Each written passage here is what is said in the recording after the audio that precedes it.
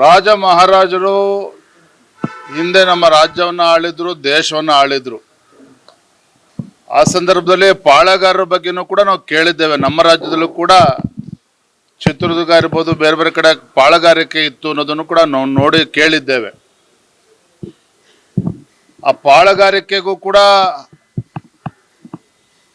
ಹಂಗಿಸುವಂತೆ ಇವತ್ತು ರಾಜ್ಯದಲ್ಲಿ ಇವತ್ತು ಕಾಂಗ್ರೆಸ್ ಸರ್ಕಾರ ಅಧಿಕಾರವನ್ನು ನಡೆಸ್ತಾ ಇದೆ. ಪ್ರಜಾಪ್ರಭುತ್ವವನ್ನು ಕೂಡ ಹಂಗಿಸುವಂತೆ ಇವತ್ತು ರಾಜ್ಯ ಸರ್ಕಾರ, ಸಿದ್ದರಾಮಯ್ಯ ಸರ್ಕಾರ ತುಗ್ಲಕ್ ದರ್ಬಾರ್ ನಡೆಸ್ತಾ ಇದ್ದಾರೆ. ನಾನು ರಾಜ್ಯದ ಅಧ್ಯಕ್ಷನ ಕೇವಲ ಹೇಳಿಕೆಯನ್ನು ಕೊಡ್ತಾ ಇಲ್ಲ. ಕಳೆದ ಕೆಲವು ತಿಂಗಳುಗಳಿಂದ ಈ ಲಜ್ಜೆಗೆಟ್ಟ ಕಾಂಗ್ರೆಸ್ ಸರ್ಕಾರದ ವರ್ತನೆಯನ್ನು ತಾವು ಗಮನಿಸಿ. ರಾಜ್ಯದಲ್ಲಿ ಅಭಿವೃದ್ಧಿ ಕೆಲಸ ಕಾರ್ಯಗಳು ಆಗ್ತಾ ಇಲ್ಲ ಅಂತೇಳಿ ಜನ ಆಕ್ರೋಶ ಇವತ್ತು ಈ ಸರ್ಕಾರದ ವಿರುದ್ಧ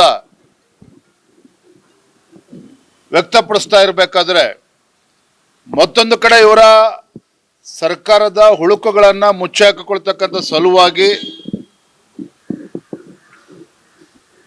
ಈ ರೀತಿ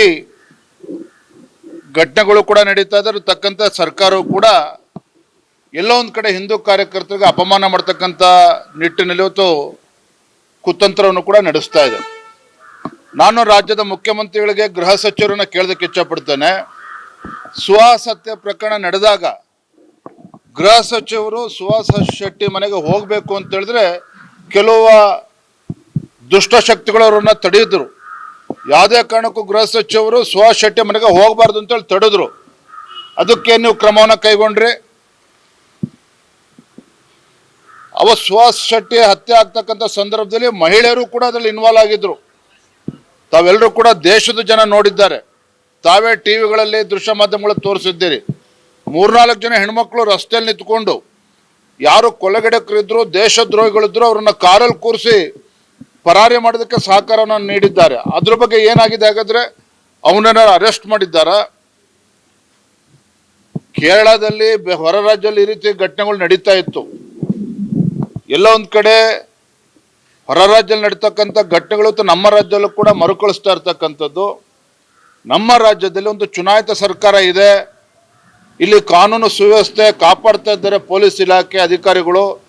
ಇದು ಯಾವುದು ಕೂಡ ನಮಗೆ ನಂಬಿಕೆ ಬರ್ತಾ ಇಲ್ಲ, ರಾಜ್ಯ ಜನರಿಗೂ ಕೂಡ ನಂಬಿಕೆ ಬರ್ತಾ ಇಲ್ಲ. ಇದರ ನಡುವೆ ಸಂಘ ಪರಿವಾರದ ಹಿರಿಯರ ವಿರುದ್ಧ FIR ದಾಖಲೆ ಮಾಡಿರ್ತಕ್ಕಂಥದ್ದು, ಹಿಂದೂ ಮುಖಂಡರ ವಿರುದ್ಧ FIR ದಾಖಲು ಮಾಡಿ ಕಾರ್ಯಕರ್ತರನ್ನ ಬೆದರಿಸ್ತಕ್ಕಂಥ ಕುತಂತ್ರ ನಡೀತಾ ಇದೆ.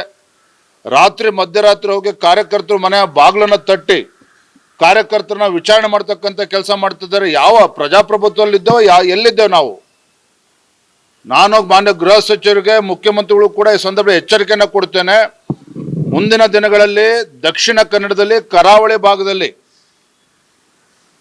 ಏನು ನಿಮ್ಮ ಸರ್ಕಾರದ ನಡವಳಿಕೆಯಿಂದ ಅಲ್ಲಿ ಕಾನೂನು ಸುವ್ಯವಸ್ಥೆ ಸಂಪೂರ್ಣ ಹಾಳಾಗ್ತಾ ಇದೆ.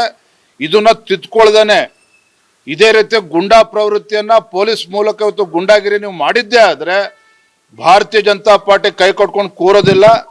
ನಿನ್ನೆ ರಾತ್ರಿನೂ ಸಹ ನಮ್ಮ ರಾಷ್ಟ್ರೀಯ ನಾಯಕರ ಜೊತೆಲೂ ಕೂಡ ಚರ್ಚೆ ಮಾಡಿದ್ದೇನೆ, ನಮ್ಮ ರಾಜ್ಯದ ಮುಖಂಡರ ಜೊತೆಲೂ ಕೂಡ ಚರ್ಚೆ ಮಾಡಿದ್ದೇವೆ. ಇವತ್ತು ಕೂಡ ನಮ್ಮ ಎಲ್ಲ ಕರಾವಳಿ ಭಾಗದ ಸಂಸದರು, ಶಾಸಕರು ಎಲ್ಲರೂ ಸಹ ಇವತ್ತು ಪೊಲೀಸ್ ಹಿರಿಯ ಅಧಿಕಾರಿಗಳನ್ನ, ವರಿಷ್ಠಾಧಿಕಾರಿಗಳನ್ನ ಭೇಟಿ ಮಾಡ್ತಾ ಇದ್ದಾರೆ.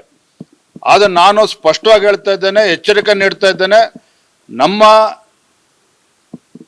ಹಿಂದೂ ಕಾರ್ಯಕರ್ತರ ವಿರುದ್ಧ ಏನು ದಬ್ಬಾಳಿಕೆ ನೀವು ನಡೆಸ್ತಾ ಇದ್ದೀರಿ, ಇದನ್ನ ಭಾರತೀಯ ಜನತಾ ಪಾರ್ಟಿ ಇದನ್ನು ಕೈ ಕೊಟ್ಕೊಂಡು ಕೂರೋದಿಲ್ಲ. ಮುಂದೆ ಬೆಳವಣಿಗೆಗಳಿಗೆ ಏನೇನು ಆಗ್ತದೆ ರಾಜ್ಯ ಸರ್ಕಾರವೇ ಹೊಣೆಯನ್ನ ಹೊರಬೇಕಾಗ್ತದೆ.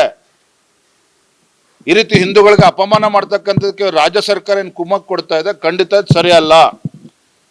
ಮೊನ್ನೆ ದಿನ ತುಮಕೂರಿನಲ್ಲಿ ಹೇಮಾವತಿ ವಿಚಾರದಲ್ಲಿ ಇವತ್ತೇನು ಘಟನೆಗಳು ಆಗಿದೆ, ಅಲ್ಲಿ ರೈತರ ಹೋರಾಟವನ್ನು ಹತ್ತಿಕ್ಕತಕ್ಕಂಥ ಕೆಲಸ ರಾಜ್ಯ ಸರ್ಕಾರ ಏನು ಮಾಡ್ತಾ ಇದೆ. ಪೊಲೀಸರ ಮೂಲಕ ಇವತ್ತು ಗುಂಡಾಗರ್ದಿ ಮಾಡಿ ಇವತ್ತು ಹೋರಾಟವನ್ನ ಹತ್ತಿಕ್ಕತಕ್ಕಂಥ ಕೆಲಸ ಮಾಡ್ತಾ ಇದೆ. ರೈತರ ಹಕ್ಕನ್ನ ಮೊಟಕುಗೊಳಿಸ್ತಕ್ಕಂಥ ಕೆಲಸ ಏನ್ ಮಾಡ್ತಾ ಇದೆ. ಖಂಡಿತ ರಾಜ್ಯ ಸರ್ಕಾರಕ್ಕೆ ಶೋಭೆ ತರೋದಿಲ್ಲ. ಯಾರೋ ಒಬ್ರಿಬ್ರು ಕಲ್ಲು ಹೊಡೆದಿರ್ಬೋದು, ಸರಿ ಅಂತ ಹೇಳೋದಿಲ್ಲ. ಪೊಲೀಸರು ಅಂದ್ರೆ ನಮ್ಮ ರಾಜ್ಯದ ಪೊಲೀಸರು, ನಮ್ಮ ಆಸ್ತಿಯವರು.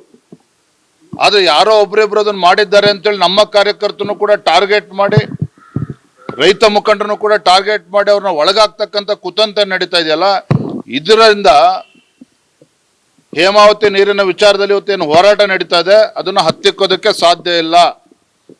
ನಾನು ನಮ್ಮ ಪಕ್ಷದ ಮುಖಂಡರು ಎಲ್ಲರೂ ಸಹ ಇವತ್ತು ಮಧ್ಯಾಹ್ನ ಇವತ್ತು ನಾವು ಕೂಡ ಭೇಟಿಯನ್ನು ನೀಡ್ತಾ ಇದ್ದೇವೆ. ಆದ್ರೆ ಒಂದಂತೂ ಸ್ಪಷ್ಟ, ಈ ನಾಲಾಯಕ್ ಸರ್ಕಾರ ಇವತ್ತು ಕಾಂಗ್ರೆಸ್ ಸರ್ಕಾರ ಏನಿದೆ ಇವ್ರ ಯೋಗ್ಯತೆಗೆ ಅಭಿವೃದ್ಧಿ ಕೆಲಸ ಮಾಡೋದಕ್ಕೆ ಸಾಧ್ಯ ಆಗ್ತಾ ಇಲ್ಲ, ರಾಜ್ಯದಲ್ಲಿ ಅಭಿವೃದ್ಧಿಗೆ ಹಣ ಕೊಡೋದಕ್ಕೆ ಸಾಧ್ಯ ಆಗ್ತಾ ಇಲ್ಲ. ತಮ್ಮ ವೈಫಲ್ಯಗಳನ್ನ ಮುಚ್ಚಿ ಹಾಕಿಕೊಳ್ತಕ್ಕಂಥ ಸಲುವಾಗಿ ಎಲ್ಲ ಒಂದ್ ಕಡೆ ರಾಜ್ಯದಲ್ಲಿ ಕಾನೂನು ಸುವ್ಯವಸ್ಥೆ ಹಾಳಾಗೋದಕ್ಕೂ ಕೂಡ ರಾಜ್ಯ ಸರ್ಕಾರವೇ ಇವತ್ತು ಷಡ್ಯಂತ್ರನೇ ಕಾರಣ ಅನ್ನೋದನ್ನು ಸ್ಪಷ್ಟವಾಗಿ ಈ ಸಂದರ್ಭದಲ್ಲಿ ಹೇಳ್ತೇನೆ. ರಾಜ್ಯದಲ್ಲಿ ಪದೇ ಪದೇ ಕಾನೂನು ಸುವ್ಯವಸ್ಥೆ ಕೈ ತಪ್ಪಿದೆ. ಇದ್ರ ವಿರುದ್ಧ ವಿರೋಧ ಪಕ್ಷದವರಾಗಿ ನೀವೇನಾದ್ರೂ ಸಲಹೆ ಕೊಡ್ತೀರಾ ಸರ್ಕಾರಕ್ಕೆ, ಅಥವಾ ಕೇವಲ ವಾಗ್ದಾಳಿ? ಸಲಹೆ ಕೊಡ್ತಕ್ಕಂತ ದೊಡ್ಡ ಮನುಷ್ಯ ನಾವಲ್ಲ, ಆದ್ರೆ ಸರ್ಕಾರದ ಗುಂಡಾವರ್ತನೆ, ರಾಜ್ಯ ಸರ್ಕಾರದ ಗುಂಡಾವರ್ತನೆ ಏನಿದೆ, ಇವರ ಸೊಕ್ಕನ ಮುರಿತಕ್ಕಂಥ ಶಕ್ತಿ ಭಾರತೀಯ ಜನತಾ ಪಾರ್ಟಿಗಿದೆ, ನಮ್ಮ ಕಾರ್ಯಕರ್ತರಿಗಿದೆ. ಅದು ಬರೋದ್ರಿಂದ ನಾವು ತೋರಿಸ್ತೇವೆ.